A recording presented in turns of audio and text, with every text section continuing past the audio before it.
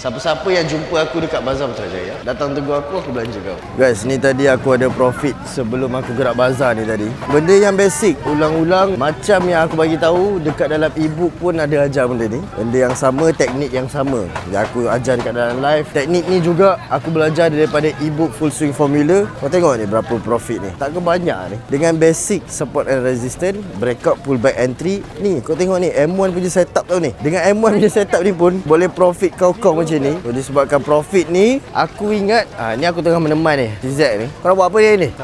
So nanti hari dia nak belanja orang hari ni. Aku nak buat dekat mana? Macam aku cakap hari tu, aku nak buat dekat Bazar Putrajaya. Putrajaya Meriah.